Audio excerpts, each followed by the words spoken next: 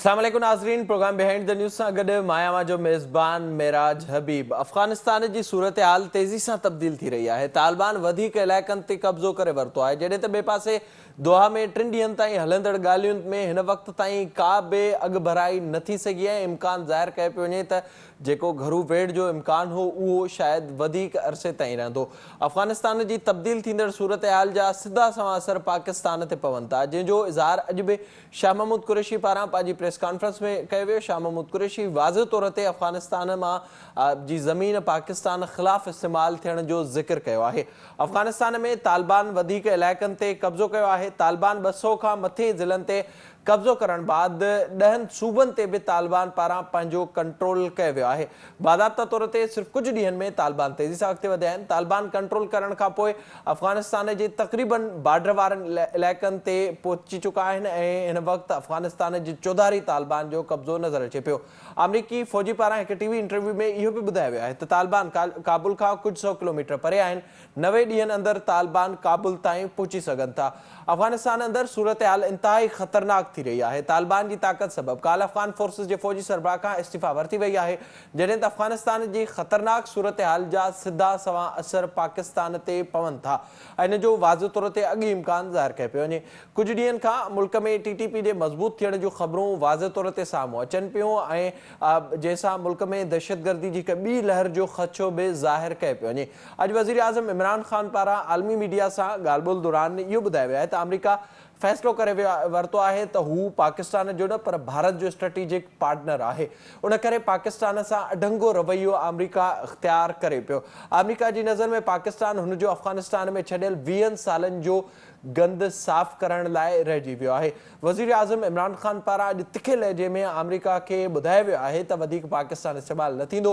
इमरान ख़ान जो इहो बि चवणो त मौजूदा हालतुनि में अफ़गानिस्तान जो सियासी हल नज़र न पियो अचे। अफ़गान हुकूमत अमरीका खे वापसी अफ़गानिस्तान घुराइणु चाहे थी, पर अमरीका अफ़गानिस्तान में 20 साल रही चुको आहे। अमरीका खे अफ़गानिस्तान मां कुझु बि हासिलु न कयो। इमरान ख़ान पारां इहो बि ॿुधायो वियो त जो बाइडन जे फ़ोन जो इंतज़ारु हू न पियो करे ऐं वज़ीर आज़म इमरान ख़ान वाज़ह तौर ते इहो ॿुधायो त अमरीका हाणे पाकिस्तान खे घणी लिफ्ट नथो कराए। तालिबान जी सपोर्ट जा इल्ज़ाम बि वज़ीर आज़म इमरान ख़ान पारां अॼु जी प्रेस कॉन्फ्रेंस में रद्द कया विया आहिनि, जॾहिं त ॿिए पासे दोहा में अफ़गानिस्तान में अमन लाइ ॻाल्हियुनि जी शुरूआति थी चुकी आहे, जंहिंमें अॼु 3 ॾींहं हो ऐं 3 ॾींहंनि दौरान का बि अॻुभराई साम्हूं नाहे अची सघी।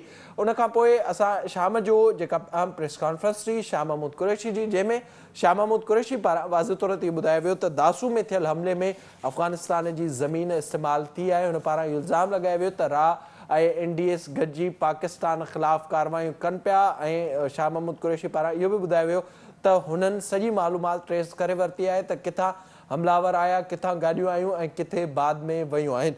इहा सॼी सूरत हाल पाकिस्तान जे लाइ ख़तरनाक साबित थी रही आहे।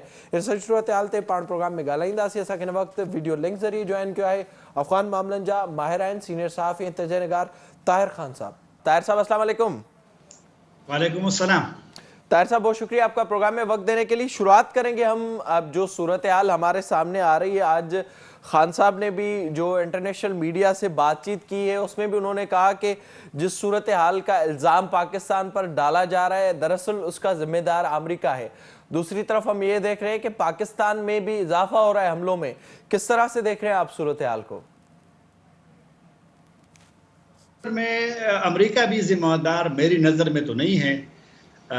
मुमकिन है पाकिस्तान के पास दलाइल होंगे, लेकिन अमेरिका ने मुज़ाकरात शुरू जब किए थे उसके तो अक्टूबर 2018 में, तो अमेरिका के जहन में तो ये था कि वो जाएंगे, और बल्कि 2015 में भी तालिबान और अमेरिका के गैर रस्मी मुज़ाकरात हुए थे। अमेरिका के जहन में था। 2014 में सदर ओबामा ने काफ़ी सारे अमेरिकी फ़ौजी कम कर दिए थे। उनके जहन में था कि वो जाएंगे, सारी उम्र के लिए तो नहीं।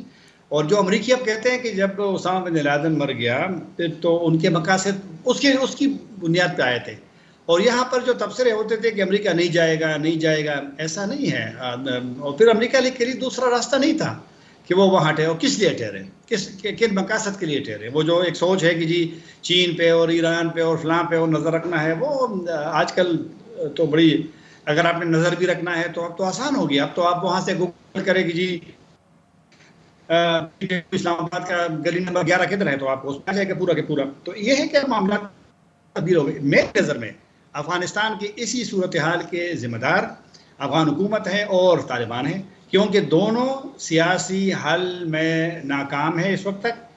آج 12 اگست ہے جب آپ کا پروگرام ریکارڈ ہو رہا ہے، اور 12 ستمبر کو مذاکرات شروع ہوتے بین الافغانی.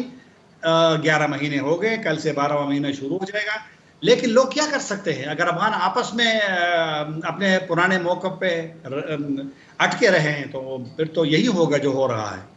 اب طاہر صاحب تھوڑا سا یہ آگاہ کیجیے گا، ظاہر ہے جو اگر ہم معاہدے پر ہی نظر ڈالیں اس میں جو چیزیں سامنے آئی تھی، ظاہر ہے افغانستان کے حوالے سے امریکہ نے جو طالبان سے مذاکرات کیے اس وقت بھی افغان حکومت کو کچھ چیزوں پر اعتراض تھا، وہ چیزیں بھی اس وقت بھی سامنے آئی تھی. پھر جو ان کے جنگجو جو قید میں تھے ان کی رہائی کے حوالے سے بھی بات چیت ہوئی، جن کو آزاد کیا گیا وہ بھی اس وقت کارروائیوں میں ہمیں نظر آتے ہیں. پھر کل ہم نے یہ دیکھا آرمی چیف کے حوالے سے جو افغان فورسز کو لیڈ کر رہا تھا اس کا استعفیٰ بھی آ گیا. تو جس طرح سے افغان حکومت اس وقت جا رہی ہے اور جس طرح سے طالبان کو مسلسل سپورٹ مل رہی ہے پچھلے کچھ دنوں میں، جس میں ہم نے اضافہ بھی دیکھا ہے، تو اس حوالے سے ظاہر ہے یہ تو لگ رہا ہے کہ کہیں نہ کہیں سے سپورٹ تو باضابطہ طور پر امریکہ کے طالبان کو بھی اس وقت مل رہی ہے کہیں نہ کہیں سے.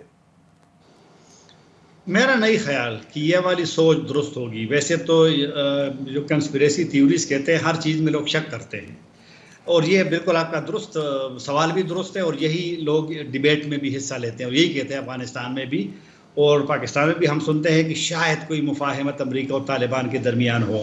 میں شاید اس موقف سے اتفاق نہ کروں. آپ دیکھیں کہ امریکی طالبان ہیں اور طالبان کو نقصان بھی پہنچاتے ہیں، لیکن بعض اوقات پھر جب شہر میں وہ داخل ہوتے ہیں تو اس وقت تو پھر امریکہ کے لیے ممکن نہیں ہوتا. اور اس جنگ میں جو ابھی دیکھیں نا، آج غزنی کے گورنر نے خود وہ چھوڑ دیا، کیونکہ میرا خیال ہے کہ افغان جو اسی طرح گورنر ہے یا کوئی سیاسی لوگ ہیں وہ جنگ نہیں چاہتے. تو اگر غزنی کے گورنر طالبان سے اپنے لیے محفوظ راستہ خود مانگتے ہیں، وہ کہ اس کو گرفتار کیا گیا وہاں سے جب نکلے ہیں اور کابل آ رہے تھے تو راستے میں ان کو گرفتار کیا، میدان وردک صوبہ غزنی سے میدان وردک پھر کابل. غزنی میں طالبان کا جانا جو ہے اس کا مطلب ہے کہ وہ کابل کے قریب ہو گئے ہیں. طالبان کی جو اسٹریٹجی ہے کہ شمال میں ابھی وہ کافی سارے صوبے انہوں نے کنٹرول کر لیے.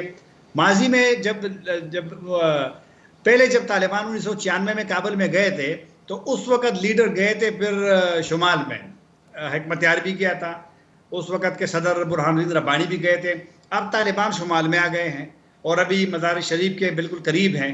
تو اس کا مطلب ہے کہ طالبان بڑی اسٹریٹجی سے کہ دیکھو نا، یہ ادھر سے بھی آ رہے ہیں، یہ جو غزنی ہے یعنی جنوب سے ہوتے ہوئے ہرات والے سائڈ سے، اور ابھی تو اسپین بولدک میں بھی موجود ہے، یہ جو مغربی علاقہ ہے ہیلمند کندہار یہ والا. تو ان کے لیے میری نظر مشرق کوئی مسئلہ نہیں ہوگا، کیونکہ وہ پشتون ایریا ہے، ننگرہار اور کنڑ اور یہ لغمان جو ہے. تو طالبان بڑے اسٹریٹجی سے آگے جا رہے ہیں. تو میری نظر میں خود ان کی اپنی پالیسی تھی، خود اپنی ان کی اسٹریٹجی ہے، اور میرا نہیں خیال کہ امریکہ سے ان کی مفاہمت ہے. بلکہ امریکہ تو کہتا ہے اگر طالبان بزور کابل گئے تو امریکہ، آج یورپین یونین نے بھی کہا اور پاکستان نے بھی کہا ہے کہ تسلیم نہیں کریں گے طالبان کی حکومت کو. لیکن میرے خیال میں اس وقت طالبان لوگوں کی ممالک کی اس کو نہیں دیکھتے، وہ اپنی اسٹریٹجی سے آگے جا رہے ہیں. اور میرا خیال ہے جس طرح امریکیوں نے آج کہہ دیا کہ 90 دنوں میں وہ کابل کو ٹیک اوور کر سکتے ہیں، لے سکتے ہیں، یہ بیانات انکریج بھی کرتے ہیں طالبان کو مزید، کیونکہ امریکیوں کی رپورٹس ہوگی اگر وہ بات کرتے ہیں تو بڑی اس پہ. کل جب امریکی وزیر خارجہ سے پوچھا گیا کہ اس رپورٹ کے بارے میں آپ کا کیا خیال ہے، اس نے تردید نہیں کی، اس نے کہا میں اس پہ تبصرہ تو نہیں کروں گا. تو لہٰذا افغانستان میں جو حالات پیدا ہوئے یہ غیر متوقع ہے، اور میرے خیال میں طالبان کو بڑی ایک انکریجمنٹ ہوئی ہے اور وہ آگے جائیں گے، اب رکیں گے نہیں. وہ چیزیں ظاہر آپ بتا رہے ہیں اور مسلسل جس طرح سے چیزیں سامنے آ رہی ہیں، آپ نے ابھی امریکی فوج کے حوالے سے بھی ذکر کیا، انہوں نے جو کہا ہے کہ 90 دن میں وہ کابل پہنچ سکتے ہیں، اور ظاہر ایسی صورتحال ہمیں اس وقت نظر بھی آ رہی ہے. تو جو اس وقت ہم دیکھ رہے ہیں ایک تو افغانستان کی صورتحال ہے، پھر اس کے اثرات پاکستان پر بھی ڈائریکٹلی پڑ رہے ہیں۔ اب جو یہ ہم دیکھیں گے آگے جانے والے دنوں میں جس کا امکان ظاہر کیا جا رہا ہے کہ صورتحال خطرناک ہو سکتی ہے، تو ظاہر ہے اس سے خطے کی صورتحال ڈسٹرب ہو جائے گی، اور امریکہ جس طرح سے اب خود تو نکل رہا ہے اور جس طرح کی پیشن گوئیاں ہو رہی ہیں یا جس طرح سے طالبان مضبوط ہو رہے ہیں، اس سے یہ امکان تو ظاہر کیا جا رہا ہے کہ امریکہ بس نکلنا چاہ رہا تھا افغانستان سے، اور اس کو کوئی راستہ چاہیے تھا جو انہوں نے اختیار کیا، پھر افغانستان کا کچھ بھی اس سے امریکہ کا کچھ نہیں لینا دینا۔ آپ کے سوالات میں جوابی ہے کسی حد تک۔ امریکہ کو محفوظ راستہ چاہیے تھا، اور معاہدے میں جو دو نکات ہیں اس میں ایک انخلا، ان کے لیے محفوظ راستہ، طالبان کی گارنٹی۔ حالانکہ آپ دیکھیں نا، امریکہ کی کوئی بھی رپورٹ اگر تازہ آپ دیکھیں القاعدہ کے حوالے سے اور یونائٹڈ نیشن کی دیکھیں، تو ابھی بھی امریکہ اور یو این اور سب کہتے ہیں کہ طالبان نے اپنے ان سے جو رابطے ہیں وہ ختم نہیں کیے۔ لیکن اس کے باوجود اگر امریکہ جا رہا ہے تو وہ اس جنگ میں مزید، اور دیکھو نا صدر جو بائیڈن کا کل کا جو بیان ہے کہ افغان جانے اور ان کا کام جانے، اور ہم تو وہ نہیں کر سکتے، تو اور اب افغانستان میں ایک ڈیبیٹ شروع ہو گئی کہ امریکہ نے ہمارے ساتھ 90 کی دہائی والا کام کر دیا، دوبارہ ہمیں چھوڑ دیا۔ امریکہ کیا کرے؟ امریکہ 20 سال تو وہاں رہا، صحیح کہا اس نے صدر بائیڈن نے کہ 3.5 لاکھ ان کے فورسز ہے اور طالبان 70,000 ہے، اور ان کے پاس وسائل بھی ہے، ان کو ہم سپورٹ بھی ہوائی دے رہے ہیں، اور وہ بڑی منظم بھی ہے، ہم نے ان کی تربیت کی ہے۔ لیکن ہاں، جو بائیڈن صاحب کو کوئی بتائے کہ آپ نے سب کچھ تو دے دیا ہے، لیکن ان کو وہ کون دے گا؟ ان کو جو ارادہ ہے وہ کون دے گا؟ ان کو لڑنے کی قوت کون دے گا؟ اگر گورنر پہ گورنر، یہ صرف غزنی کے گورنر کی بات نہیں کر رہا ہوں، چند دن پہلے نیمروز کے گورنر نے بھی طالبان سے کہا کہ ان کو جانے دے، اور ان کو جانے دیا، اور کہا جا رہا ہے کہ وہ ایران چلے گئے، نائب گورنر سب کچھ۔ اگر خود وہ چھوڑ رہے ہیں بغیر لڑائی کے، اور شمال طالبان کا ماضی میں کبھی بھی گڑھ نہیں رہا، وہ نان پشتون ایریا ہے سوائے کندوز کے، تو اگر وہاں بھی اب طالبان نے وہاں بھی سپورٹر بھی ان کو مل گئے ہیں، ان کو فائٹرز بھی مل گئے ہیں، ان کو لیڈرز بھی مل گئے ہیں، اور شمال میں جتنے زیادہ علاقے طالبان نے لیے ہیں وہ پشتون ایریا میں بھی نہیں لیے۔ آپ دیکھیں نا، ابھی کندہار اور لشکر اور ہلمند کے لیے وہ لڑائی کر رہے ہیں، تو ابھی نہیں لیا انہوں نے۔ نہ ننگرہار میں ان کی اتنی اسٹرینتھ ہے، نہ کنڑ میں ان کی اسٹرینتھ ہے، نہ پکتیا میں ہے، نہ پکتیکا میں ہے، نہ خوست میں ہے، یہ سارے پشتون ایریا ہے، لیکن وہ شمال میں چلے گئے، اور وہاں پر اس کے سرحد کے قریب جو مغربی علاقہ ہے، ویسٹ ہے ایران کے، وہاں چلے گئے۔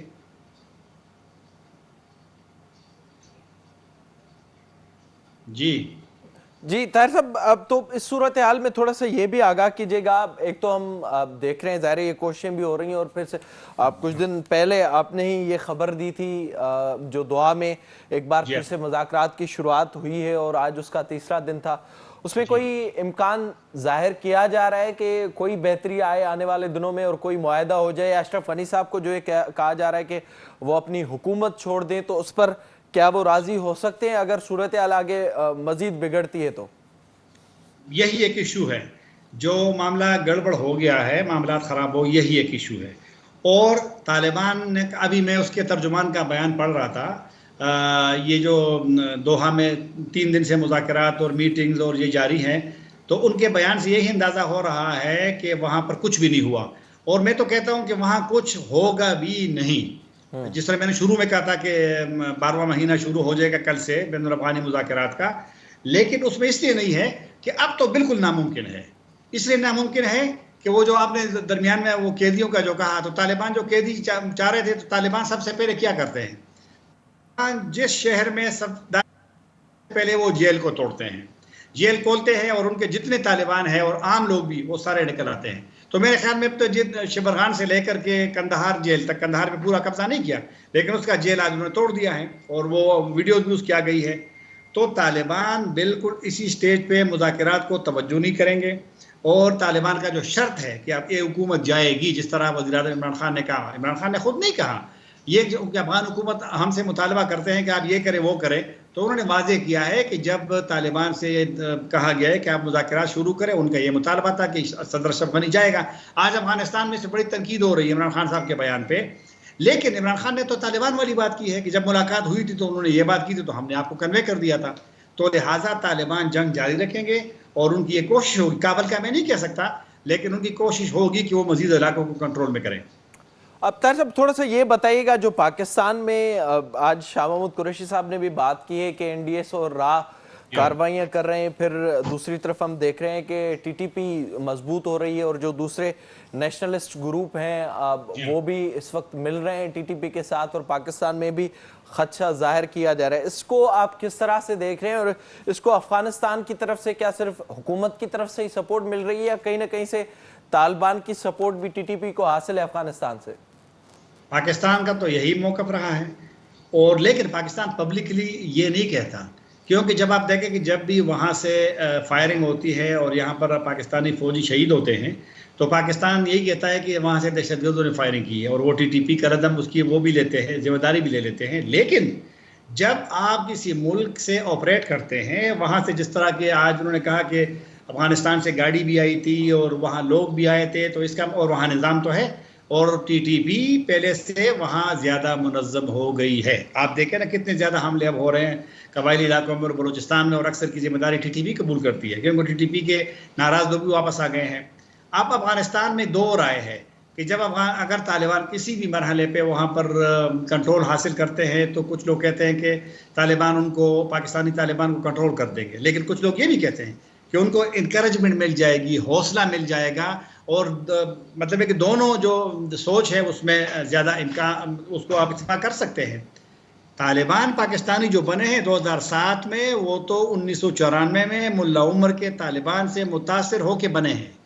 तो लिहाजा जब और पाकिस्तानी तालिबान अफगान तालिबान के अमीर को अपना अमीर समझते हैं, तो अलकायदा भी समझती है, तो लिहाजा पाकिस्तान के लिए एक चैलेंज ये रहेगी, और बड़ी सीरियस चैलेंज है। अभी भी हमलों में इजाफा हुआ है, पाकिस्तान को भी देखना है कि किस तरह सिक्योरिटी चैलेंज का ये मुकाबला कर सकते हैं, और तालिबान की अगर हुकूमत बनी है तो पाकिस्तान के लिए कुछ मुश्किलात का भी इम्कान है। क्यों, अभी देखें ना तो उस पर क्या हुआ, ये चमन स्पिन बोल्दक पे तालिबान ने सरहद बंद किया था, और अभी वो तो कल दोबारा खुल जाएगी, आज बयान आया है, लेकिन उसने तालिबान ने इख्तिलाफ किया पाकिस्तान के जो वहाँ पर, क्योंकि पाकिस्तान को खदशा था कि वहाँ जब स्पिन बोल्दक के तालिबान आ गए तो शायद कुछ मसाइल हो, तो थोड़ी सी उन्होंने रेस्ट्रिक्शन कर दी थी, पाबंदियाँ लगाई थी, लेकिन तालिबान ने उस पर रिएक्शन दिया, रद्द-ए-अमल का इज़हार किया और सरहद बंद किया। तो तालिबान पाकिस्तान को सोचना पड़ेगा कि ये चीज़ें मुस्तक़बिल में भी आ सकती है अगर तालिबान किसी स्टेज पे अफगानिस्तान में ज़्यादा वो कंट्रोल हासिल करते हैं। अब तार साहब फिर इसमें बताइएगा, ज़ाहिर है जो झुकाव हमें नज़र आ रहा है वो तालिबान की तरफ ज़्यादा नज़र आ रहा है। जो हम ओवरऑल अगर पॉलिसी को देखें, अफ़गान हुकूमत और पाकिस्तान के बीच मुसलसल हम देख रहे हैं कि इख्तलाफात की खबरें भी सामने आ रही हैं। इसके बावजूद भी तालिबान का जो ये रवैया है, इसकी वजह आप क्या समझते हैं, और इसका इम्कान भी ज़ाहिर किया जा रहा है कि मज़ीद अगर तालिबान काबुल तक पहुँच गए तो फिर अगला टारगेट पाकिस्तान के कुछ इलाके होंगे? टारगेट तो नहीं हो सकते, एक भी अभी तो देखो जंग जारी है। इस वक्त जो मकामी कमांडर्स हैं वो बड़े मजबूत है, पावरफुल है। आप देख रहे हैं ना कि वो किस तरीके से जब उनकी वीडियो आती है तो बड़ी जिस तरह दोस्तम के घर पे चले गए और फिर वहाँ बैठे रहें, या आज वहाँ निमरोज़ की आई है कि जिस तरीके से वहाँ आए हैं। तो लेकिन अब आहिस्ता आहिस्ता मेरे ख्याल में उन पर बड़ी भी तनकीद जब होती है, या उनको लोग कि जिस तरह के आपने देखा कि वो एक कॉमेडियन को पकड़ा कंदहार में, फिर मारा, और बाद में 2 हेलमेंट वो जो बच्चों की अगवा में लोग मुलविस थे उनको पकड़ा, उनको फांसी दी और पब्लिकली उनके वो बॉडीज़ को, तो लिहाजा लेकिन बाद में जब तनकीद हुई तो मेरे ख्याल में जब अगर किसी स्टेट पे तालिबान कंट्रोल कर लेते हैं मुकम्मल, तो फिर वो सोचेंगे कि वो दुनिया के बगैर और पड़ोसियों के बगैर नहीं चल सकते, और ये उनके लिए भी बड़ा एक इम्तिहान भी होगा, चैलेंज भी होगा। अब कुछ न कुछ मसाइल होंगे, क्योंकि अभी जंग जारी है, अभी तालिबान की हुकूमत कायम नहीं हुई, लेकिन बहरहाल तालिबान की हुकूमत जो भी होगी ज़रूर वो पाकिस्तान के लिए मतलब है कि चैलेंज रहेगा। बहुत शुक्रिया आपका ताहिर साहब प्रोग्राम में वक्त देने के लिए। ज़ाहिरी तौर ते हिन वक्त तालिबान जी तेज़ी से अफगानिस्तान जे वधीक इलाइक़नि ते कब्ज़ो कनि था, तो उन जा असर पाकिस्तान ते भी वाज़े तौर ते पवनि था, ऐं उन जो इम्कान अञा ज़ाहिर कयो पियो वञे त ईंदड़ ॾींहंनि में सूरत हाल पाकिस्तान में भी ख़तरनाक थी सघे थी। इन करे पाण प्रोग्राम में ज़िक्र कंदासीं हिन वक्त पाकिस्तान जे लाइ जेको वॾो चैलेंज आहे उहो अमरीका तरफ़ां नज़र अचे पियो, जिन जो इज़हार अॼु वज़ीर आज़म इमरान ख़ान पारां बि कयो वियो आहे त अमरीका ईअं ई अफ़गानिस्तान खे छॾियो आहे ऐं पाकिस्तान ते इन बाबति ज़ोर विधो पियो वञे त हू तालिबान सां ॻाल्हाए, तालिबान खे राज़ी करे अफ़गानिस्तान जी सूरत हाल बाबति। हिते पाण प्रोग्राम में वधीक ॻाल्हाईंदासीं। हिते वक़्तु आहे हिकु ब्रेक जो, असां सां गॾु रहिजो।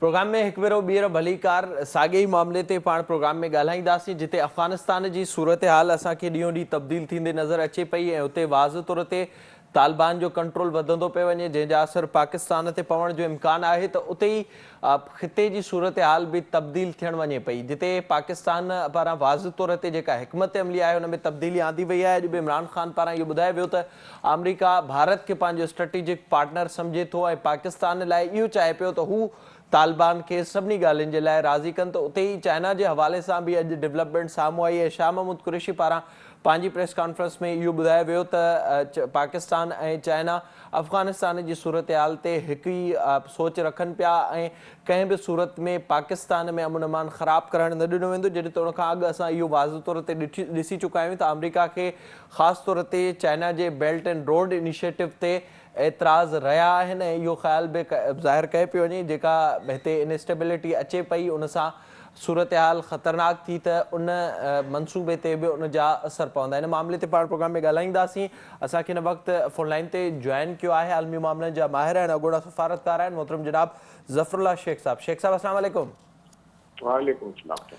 शेख साहब ॾाढी महिरबानी हमाजी प्रोग्राम में जॉइन करण जे लाइ। ॿुधाइजो ज़ाहिरा हिकु पासे असांखे जेका सूरत हाल अफ़गानिस्तान जी नज़र अचे पई ऐं ॿिए पासे ख़ासि तौर ते अव्हां खां इहो ॼाणींदासीं त जेका असां अमरीका जे हवाले सां पाकिस्तान जी सूरत हाल ॾिसूं पिया, वज़ीर आज़म इमरान ख़ान साहब जे हवाले सां इहा ख़बर साम्हूं आई त जो बाइडन सां अञा को राब्तो नाहे थी सघियो बाज़ाब्ता तौर ते, उन सां गॾोगॾु असां मुसलसिल ॾिसूं पिया त अमरीका जे हवाले सां जेको पाकिस्तान जो लहजो आहे उहो तेज़ थींदो पियो वञे। अव्हां कीअं पिया ॾिसो सूरत हाल खे? बिस्मिल्लाहिर्रहमानिर्रहीम। अफगानिस्तान जी सिचुएशन ते त काफ़ी वक़्त खां सिलसिलो हली रहियो हो दोहा में, जॾहिं खां अमेरिकन जी एग्रीमेंट थी हुई। हाणे जहाँ तक अमेरिकन जी नई सरकार जो सिलसिलो आहे, उन्हनि त हाई लेवल ते जंहिं बाइडन ने असांजे प्राइम मिनिस्टर लेवल ते का ॻाल्हि ॿोल न थी आहे, पर secretary of state J level ते उहो जेको आहे उहो सिलसिलो हली रहियो आहे। चीफ ऑफ आर्मी स्टाफ आहियां, उन्हनि सां पंहिंजो मुंहिंजो राब्तो रहियो आहे ॿियनि ऑफिशियल जो। ठीकु आहे, हुन को हर्ज न आहे। असांजो मक़सदु बि इहो ई आहे त असां अफगानिस्तान में पॉलिटिकल सेटलमेंट चाहियूं था। असां क्लियरली चयो आहे, असांजे प्राइम मिनिस्टर बि चयो आहे त वॉर जेको आहे उहो सोल्यूशन आहे ऐं जेको असांजो डायरेक्ट हिसो बि असां न वठंदासीं, इन सां कंहिंजी साइड वठंदासीं। असां चाहियूं था पाकिस्तान अफगानिस्तान में पीसफुल सेटलमेंट थिए ऐं हिकिड़ी उहा सरकार अचे जेकी सभिनी खे रिप्रेज़ेंट करे या जंहिंखे बि रिप्रेज़ेंट करे, कोई बि हुजे असां उन सरकार जो सलाम कंदासीं और तालुकात रखण जी पूरी कोशिशि कंदासीं। अनफॉर्चुनेटली हिन एरिया में जॾहिं खां हाणे अमेरिकन बिल्कुलु वञी रहिया आहिनि, पर अमेरिका खे उहो पंहिंजी शरारत खां बाद कोन था अचनि। उन्हनि क्लियरली चयो आहे त हिंदुस्तान असांजो स्ट्रेटेजिक पार्टनर आहे ऐं हिंदुस्तान वाकई हुन सां गॾु जो हाणे इसराइल, अमेरिका, हिंदुस्तान या अफगानिस्तान जी हिकिड़ी एक्सेस थी चुकी आहे जेके पाकिस्तान जे ख़िलाफ़ु आहिनि ऐं जेके चाइना जे ख़िलाफ़ु आहिनि। नेचुरली चाइना जी कंटेनमेंट खे ख़बर आहे, जेकॾहिं पॉलिटिकल सेटलमेंट थी वई त इंडियंस बि चाहिनि था असां बि आइसोलेट थी वेंदासीं ऐं अमेरिकन्स बि सिटे माण्हुनि जे इन्फ्लुएंस ख़तमु थी वेंदो। छो जो चाइनीज़ उते इन्वेस्टमेंट चाहिनि था, ॿियो कुझु नथा चाहिनि, उहो बि चाहिनि था जेको आहे। पर ख़ैर हुनजो कंसर्न हिकिड़ो सिंकियांग प्रोविंस में आहे त मथां हुते तालिबान जी हुकूमत जेकॾहिं आई त उन में उते उनखे कुझु मुस्लमाननि खे कुझु खाईंदी, पर उहो तालिबान जे तरफ़ां क्लियरली स्टेटमेंट आई आहे त असां इहो कमु कॾहिं बि न कंदासीं। असां कॾहिं न चाहींदासीं त असांजो खितो अफगानिस्तान जेको आहे कंहिं जंग लाइ या ॿी कंहिं अहिड़ी माइनॉरिटी मूवमेंट जे लाइ असां हिसो वठूं। नंबर 2, जहाँ तक अफगानिस्तान जी हालत आहे उन में काफ़ी तालिबान अॻिते वधी चुका आहिनि। पोएं हफ़्ते में बि 7-8 डिस्ट्रिक्ट ताईं हाणे टोटल हुनजो कंट्रोल हासिल थी वियो आहे, पर अञा ताईं नॉर्दर्न अलायंस ऐं ख़ासि करके दोस्तम ऐं अब्दुल्ला वारा ऐं वनी वारा उनखे रिस्पॉन्ड कोन पिया कनि। तालिबान सिंसियर आहिनि, उहो चाहिनि था त हिकिड़ी पॉलिटिकल सेटलमेंट थिए, सभु जो शेयर हुजे, पर नेचुरली तालिबान जी लीडरशिप जेकी आहे उहा कॾहिं बि अमेरिकन खे एक्सेप्टेबल न हूंदी। हाणे तालिबान इहो चयो आहे त वनी जेको आहे उहो बिल्कुलु जेको आहे दुश्मननि सां मिली चुको आहे। हिंदुस्तान जे एक्टिविस्ट सां मिली चुको आहे। रॉ ऐं NDS जो शायदि एजेंट बि हुजे। इहे बि रिपोर्टूं ॿुधण में आयूं आहिनि त उहे गॾिजी करे पाकिस्तान खे डिस्टेबलाइज़ करणु चाहिनि था। तव्हां ॾिठो हूंदो त पाकिस्तान में टेररिस्ट एक्टिविटीज़ तमामु वधी वयूं आहिनि ऐं बॉर्डर क्रॉस बॉर्डर बि थिए पियो ऐं ख़ासि करके अफ़गान सॉइल यूज़ पियो थिए। अफ़गान जे जेको आहे एम्बेसडर जेकी धीअ हुई उनजी स्टेटमेंट तव्हांजो पाण ख़बर आहे, बिल्कुलु बरक्स आहिनि जेकी असली सिचुएशन ते ग्राउंड हुई। असां उनखे सभु सिचुएशन ॿुधाई आहे। असांजे इंटीरियर मिनिस्टर क्लियरली चयो आहे, असां सभु शइ ॿुधाई आहे, तॾहिं लॻे ई थो त पूरी कंस्पिरेसी जी पूरी आहे। ऐं हिन खिते में कॾहिं बि हिंदुस्तान, अमेरिका ऐं इहे कॾहिं बि इसराइल वारा हुकूमत जेकी पीसफुल सेटलमेंट या अफगानिस्तान तालिबान जो मथां हिसो उन जो हथ जेको हुकूमत में हुजे उहो कॾहिं बि क़बूल न कंदा। सर ज़फ़रुल्लाह साहब थोरो क्लियर कजो, ज़ाहिरा जे पाण पाकिस्तान जे हवाले सां ज़िक्र कयूं, अमेरिका जो अवां ज़िक्र कयो स्ट्रेटेजी जे हवाले सां, या जेको जो बाइडन वाज़ तौर ते स्ट्रेटेजिकल पार्टनर चई चुको आहे भारत जे हवाले सां, ऐं मुसलसल असां ॾिसूं पिया उहो सिलसिलो बि असांखे नज़र अचे पियो। पाकिस्तान जे हवाले सां जेको कंहिं हद ताईं असांजी पॉलिसी में झुकाव नज़र अचे पियो उहो तालिबान ॾांहुं अचे पियो, ऐं मुसलसल उन में असां ॾिसूं पिया वाध थिए पई, ऐं इहा बाज़ाब्ता तौर ते शइ हाणे आया थी चुकी आहे। ॿिए पासे जेके पाकिस्तान में कार्रवायूं थियनि पियूं, TTP हुजे या जेके ॿिया मुख़्तलिफ़ ग्रुप्स आहिनि जिन खे इंडिया इस्तेमालु करे थो, त उन्हनि खे कंहिं न कंहिं हद ताईं तालिबान जी सपोर्ट बि मिले थी। टे पासे असांखे अॼु इहो बि नज़र आयो चाइना जे हवाले सां जेके दासू में चीनी जेके हुआ शहरी हुआ उन्हनि खे उन्हनि वारो जेको वाक़ियो थियो उन ते पाकिस्तान पारां वाज़िद कयो वियो त NDS ऐं राह उन में मुलविस हुआ, यानी कि चाइना खे बि हिन वक़्तु कुझु शयुनि ते ख़दशा मौजूदु आहिनि, ख़ासि करे सिक्योरिटी जे हवाले सां। त इन सूरत हाल में पाकिस्तान बीठल किथे आहे, ऐं अवां छा पिया सम्झो त हिन वक़्त ताईं असांजी पॉलिसी जिते असां चऊं था न्यूट्रल आहियूं, उहा न्यूट्रल बज़ाहिर नज़र त नथी अचे? बिल्कुलु अचे थी, न्यूट्रल ज़ाहिर नज़र अचे थी। ॾिसो असां इहे जेके सभु शयूं आहिनि इन में इन्हनि जो इंडिया रॉ ऐं NDS ऐं गनी इहे सभु मिली करे जेके आहिनि पाकिस्तान खे टेररिस्ट एक्टिविटीज़ जेके हाणे थियूं आहिनि, दासू वारो वाक़ियो बि आहे, ख़ुदकश वारो, ऐं अफ़गान जी एम्बेसडर जे धीअ वारो बि किसो आहे, ॿिया जेके थियनि था पिया अॼु बि वाहकट में जेको आहे हमला थिया आहिनि, इहे हाणे तेज़ थी विया आहिनि, ऐं रॉ जेकी आहे ॾाढी तेज़ थी वई आहे, पाकिस्तान खे करणु चाहे थी। तालिबान कॾहिं बि इहो कमु न कंदा, नेचुरली TTP रॉ एजेंट्स जा सभु मिलियल करे पाकिस्तान जे ख़िलाफ़ जेको आहे इहो सिलसिलो हली रहियो आहे। तालिबान ऐं असां पाकिस्तान जो जेको आहे उहो इन करे था चाहियूं त तालिबान बि इहो ई चाहिनि था त गॾिजी हुकूमत ठाहिजे, ऐं उन हुकूमत में जेको आहे खूंदरेज़ी घटि थिए ऐं नुक़सानु घटि थिए। तव्हां ॾिठो हूंदो ऐं त जेको आहे हाणे जेको ॾिसण में आयो आहे सॼो, इलाही अफ़गान कमांडर्स सरेंडर कयो आहे, हली विया आहिनि ॿाहिरि, इलाही अध खां वधीक अफ़गान जेके आहिनि उते डिस्ट्रिक्ट जेके उन जे हथ में आयूं आहिनि, हाणे वधीक काफ़ी लश्करगढ़ में ॿियनि में काफ़ी ऐं जेको आहे उते पहुची विया आहिनि तालिबान जेके आहिनि, ऐं जेको आहे इहो ॾेखारे वियो आहे त शायदि महीने खां 3 महीने जे अंदरि ताईं तालिबान शायदि पंहिंजो जेको आहे काबुल ताईं पहुची वञनि। इहो अमेरिकन्स ने पंहिंजे हिकिड़े पेपर में चयो आहे, पर मक़सदु इहो आहे मूंखे इहो नज़र कोन थो अचे, उहो इन करे नज़र नथो अचे त कॾहिं बि इहे न चाहींदा त तालिबान जी हुकूमत जेकी आहे उहा हिते अचे पंहिंजे हिन में काबुल में। पोइ छो त अमेरिकन्स खे ख़बर आहे त उन्हनि जो जेको चैप्टर आहे उहो ख़तमु थी वेंदो, हुन में चाइना जी वरी पुठी वेंदी। चाइना जेको आहे 1 बेल्ट 1 रोड वारी पॉलिसी, असांजे CPEC जा जेके प्रोग्राम आहिनि उहे बि अमेरिकन्स खे पसंदि न आहिनि, इंडियन्स खे पसंदि न आहिनि। हाणे जॾहिं इंडियन हुनजो स्ट्रेटेजिक पार्टनर थी वियो आहे, उहो पूरी कोशिशि कंदा रहा कि पाकिस्तान जे मथां प्रेशर कयूं, हुनखे बदनाम कयूं, ऐं जो अफ़गान चाइनीज़ खे जेको आहे हुननि खे वधीक बदनाम कयूं, हुनजे मथां प्रेशर रखूं, भई BRI खे डिस्टर्ब कयूं, CPEC खे प्रोजेक्ट्स खे फेल कयूं। ईरान जो विचोलो अञा आहे जेको आहे रोल जेको आहे शाहबहर जो, तव्हां ख़बर आहे त पोर्ट ते इंडिया काफ़ी हुनजी मदद थो करे, त ईरानियुनि सां पंहिंजा इंट्रस्ट आहिनि। शाहबहर लाइ $500 मिलियन ॾिना आहिनि, उहे ग्वादर पोर्ट जे अगेंस्ट में जेको आहे उहो तव्हांखे पाण ख़बर आहे, हुनजी हिस्ट्री जी मां डिटेल में कोन वेंदुसि, उनमें ईरानियुनि सां पंहिंजा इंट्रस्ट आहिनि। हा, तुर्की जेको आहे उहो काफ़ी सिंसियर आहे, हाणे बि चवे त तालिबान से ॻाल्हाइण लाइ तयारु आहे त पीस प्रोसेस को अचे, पर तालिबान अकेला वीचारा छा कनि। पर तालिबान एतिरो बि चयो आहे त नॉर्दर्न अलायंस वारा रहंदा उन्हनि सां असां वेही करे शेयर करण लाइ तयारु आहियूं, पर दोस्तनि चाहे थो न, रुस्तम जो उहो कॾहिं बि न चाहींदा, अब्दुल्ला वारा कॾहिं न चाहींदा। त इहो सॼी जेकी जंग हली रही आहे, मूंखे जेको लॻे थो हिन ख़िते में पीस मुश्किल आहे या सिविल वॉर कंटिन्यू कंदी। उनजो बुनियादी तौर ते ज़िम्मेदार केरु हूंदो पीस अगरि ॾुखियो नज़र अचे पियो सूरत हाल में? हुनजो बेसिकली चवंदुसि त इंडियन्स बि जेके इंडिपेंडेंटली कॾहिं बि इहो कमु न कंदा जेसिताईं अमेरिकन जी हुनखे ब्लेसिंग न आहे। इहे सभु अमेरिकन्स जी ब्लेसिंग आहे, ऐं हुन में ऑफकोर्स नंबर 2 यूरोपीय यूनियन जेके आहिनि उहे बि मिलनि था पिया। अॼुकल्ह हेॾो मुलाक़ात थी आहे असां सां, असां सां मिलनि था पिया, पाकिस्तान खे चवनि था पिया, असांखे बेसिस हुननि कोन ॾिना आहिनि। हिंदू बि सियाणा आहिनि ॾाढा, कॾहिं हुननि खे बेसिस कोन ॾींदा, न को मुंहिंजो को चाहे अफ़गान गवर्नमेंट जेको आहे वञी हुननि खे चयो आहे एयरफोर्स में असांजी मदद कयो, पर हाणे हुन मदद कंहिं कई आहे? मां इन करे चवां शरारत कंदी आहे अमेरिकन्स की आहे। B-52 बॉम्बर यूज़ थिया आहिनि एतिरे वर्ल्ड वॉर में, जॾहिं इशू थिया हुन खां पोइ पहिरियों दफ़ो यूज़ थिया आहिनि। उन खां पोइ तमामु इहो ॾिसण ओवरफ्लाइंग जी जेकी परमिशन आहे असां ॾिनी आहे न ॾिनी आहे उहा वधीक ख़बर न आहे, असांखे ख़बर हूंदी पर बेसिस सां रिफ्यूज़ कया आहिनि।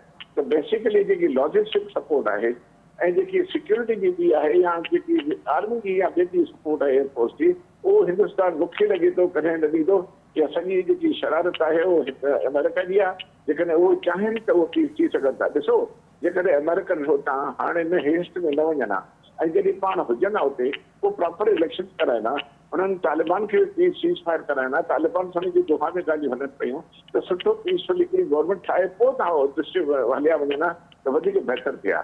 पर इहो इन हेस्ट में हिकदमि तव्हांखे यादि हूंदो असांजो प्राइम मिनिस्टर बि पहिरियों चयो त हिकदमि तालिबान न वञे, इहो असांजो अमेरिकन हुतां विड्रॉ न कर, उतां विड्रॉ करे वञा त हिन में अमेरिकन में ऐं जो अफगानिस्तान में पीस कॾहिं न ईंदो। त जेको मूंखे तव्हां जेको सुवालु पुछियो आहे मूंखे हिनजो सॼो ज़िम्मेवार जेको अमेरिका आहे। अच्छा, त पोइ छा इन सूरत हाल में जेका तालिबान खे सपोर्ट मिले थी या जेतिरी तेज़ी सां उहो अॻिते वधनि पिया, ज़ाहिरा हथियारनि खां वठी ऐं जेको टैंकुनि खां वठी मुख़्तलिफ़ जेका सपोर्ट मिले पई तालिबान खे, छा सम्झो पिया त उते बि किथे न किथे अमेरिका जो इस्तेमालु थिए वियो? सही ॻाल्हि इहा आहे, तालिबान जी जेकी आहे सिलसिलो अमेरिका जेको आहे हाणे डबल गेम बि खेॾनि था। हुन में छा आहे त हुन में अमेरिका जा जेके स्ट्रेटेजिस्ट आहिनि, जेके पॉलिसी मेकर्स आहिनि, उहे एडवाइज़ करे रहिया आहिनि एडमिनिस्ट्रेशन खे त तव्हां जेको तालिबान जे ख़िलाफ़ बिल्कुलु जेको कमु कयो था उहो सही न आहे। फ्यूचर में तालिबान जो वॾो रोल थींदो हिन अफगानिस्तान में। हाणे बि उहो एडवांस कनि पिया पर हाणे नेचुरली आख़िरी दम ताईं कॾहिं मूंखे नथो लॻे त हू काबुल जी हुकूमत वठी सघंदा जेसि ताईं अमेरिकन्स न चाहिनि। हाणे अॻिले ॾींहंनि में ख़बर पवंदी त यानी जेको तालिबान जो जेको ज़ोर आहे फ़िलहाल त अमेरिकन्स बि विढ़नि था तालिबान सां। एयरफोर्स जी बि सपोर्ट हुननि खे आहे गनी जे सिपाहियुनि खे, पर गनी जी इहा ख़बर पई आहे अंदरूनी रिपोर्ट्स इहा आहिनि त गनी जी आर्मी जेकी आहे सॼी उहा चाहे थी त असां पाण में न विढ़ूं, अफगानिस्तान न विढ़े, काफ़ी होंदे बि थी चुकी आहे। इहो उन करे असां उहे तालिबान जे अॻियां सरेंडर पिया कनि, छॾे था वञनि। तव्हां जेको आहे हाणे ॾिठो प्रोविंस मां आस्ते आस्ते थोरो परे आंदो तव्हां जेको आहे, पर इहा सिचुएशन खे जॾहिं अमेरिकन ते ॾिठो त हाणे बिल्कुलु असां पुॼी कोन था सघूं ऐं तालिबान जी हुकूमत सभु पाण वञनि था पिया। पर गनी हिकिड़ो आहे जेको एनडीए जो एजेंट आहे, हुन खां पोइ जेको आहे हेॾे पंहिंजो रॉ जो आहे, उन सां हुनखे ब्लेसिंग आहे, अमेरिकन्स जी ब्लेसिंग आहे, इन करे पीस नथा चाहिनि। त मूंखे लॻे शेख साहब, अगरि तालिबान ज़ाहिरा जेका सूरत हाल नज़र अचे पई मुआहिदे जे हवाले सां दुआ मां बि के सुठियूं ख़बरूं न आयूं आहिनि साम्हूं 3 ॾींहंनि ताईं, हालांकि ॻाल्हियुनि जा दौर उते रहिया पए। अमेरिका ज़ाहिरा वञणु चाहे पियो, उनजी पूरी कोशिशि इहा ई आहे। 11 महीननि खां पोइ जेका शुरूआति थी उन में बि का पेशरफ़्त साम्हूं नाहे अची सघी। अगरि काबुल ताईं तालिबान पहुचनि था, जेके सिर्फ़ु 4 खां 5 कलाकनि ताईं परे आहिनि तालिबान काबुल खां, त उनखां पोइ अवां छा था सम्झो त छा कोशिशि हूंदी ऐं अफ़गानिस्तान में वाज़ तौर ते जेका इम्कान ज़ाहिर कयो पियो वञे कुझु ॾींहंनि खां घरु वेड़ जो, उहो नज़र अचे पियो हिन वक़्तु? साईं हाणे हिकिड़ी ॻाल्हि आहे, हिन में ॿ शयूं थियूं। या त जंग वॾी थी वेंदी जेकॾहिं चाइना वारा ऐं रशिया वारा लही पिया मैदान में एयरफोर्स जे सिलसिले में, हिते पोइ जंग ॾाढी छिड़ी वेंदी ऐं अमेरिकन जेकॾहिं इहो रखियो त अमेरिकन जेको आहे उनखे इहो करणु खपे, जेको मूंखे लॻे थो त उहो सोच में आहिनि त कोशिशि कजे त इहा काबुल ताईं हो तालिबान जी हुकूमत न अचे। पर हाणे जेको आहे मुंहिंजो ख़्यालु आहे हिते रोल केरु प्ले कंदो? असां कंदासीं। असां पाकिस्तान चाहियूं था कि पॉलिटिकल सेटलमेंट थिए, भले नॉर्थ वारा तालिबान सभु जेके हुते कनि, पर हुननि शरारत इहे शुरू कई आहे त TTP ॿिया जेकी हाइब्रिड वॉर ऐं ॿियो टेररिस्ट एक्टिविटीज़ शुरू करे ॾिनियूं आहिनि। अमेरिकन अञा पोइ ते हटण लाइ तयारु न आहिनि। हाणे असां कहिड़ो रोल प्ले कयूं? अमेरिकन असांखे था ॾियनि, ईअं सम्झनि था असां कुझु नथा कयूं, हुन प्रोपेगेंडा अफ़गानी था कनि त असां तालिबान खे सपोर्ट न कयूं। अहिड़ी काई बि ॻाल्हि कान्हे का। ॾिसो वेल विशिस जेके थींदा आहिनि हर धुरी जेके हिक ॿिए सां रखनि थियूं। असांजे तालिबान सां दुश्मनी कान्हे, न को ॿियनि सां दुश्मनी आहे। असां चाहियूं था त उते थी सघे, छो जो असां जेकॾहिं अफ़गानिस्तान में पीसफुल अफ़गानिस्तान पॉलिटिकल ज़ाहिरी तौर ते हुनजा पाकिस्तान इहो ई चाहे पियो, इहा ई पॉलिसी नज़र अचे पई। वॾी महिरबानी अव्हांजी शेख साहब प्रोग्राम में वक़्तु ॾियण जे लाइ। हिन वक़्तु जेका अफ़गानिस्तान जी सूरत हाल में मुसलसिल तब्दीली नज़र अचे पई, तालिबान पारां सिर्फ़ु कुझु ॾींहंनि में मुख़्तलिफ़ सूबनि ते कब्ज़ो कयो वियो आहे। उते काबुल खां तक़रीबन 4 खां 5 कलाक परे तालिबान अची पहुता आहिनि ऐं उते सूरत हाल वधीक ख़तरनाक नज़र अचे पई। तेज़ी सां तालिबान अॻिते वधनि पिया त ॿिए पासे हिन वक़्त ताईं का पॉलिटिकल सेटलमेंट थियण जो इम्कान बि ज़ाहिर नथो थिए। अमेरिका निकिरणु चाहे पियो, अमेरिका निकिरे पियो ऐं कुझु ॾींहं वञी बचिया आहिनि ऐं कुझु ई 100 फ़ौजी अमेरिकन बचिया आहिनि अफ़गानिस्तान में। हिन वक़्तु जेको झेड़ो हले पियो अफ़गान फोर्सिस ऐं तालिबान विच में हले पियो, जंहिंजा ज़ाहिरी तौर ते असर पाकिस्तान ते बि पइजी सघनि था। इन जो इम्कान वाज़ो तौर ते अॼु बि ज़ाहिर कयो वियो आहे। इन ई सां ई प्रोग्राम जो वक़्तु पंहिंजी पुॼाणी ते पहुतो। पंहिंजे मेज़बान मिराज हबीब खे ॾींदा इजाज़त। तलावाई।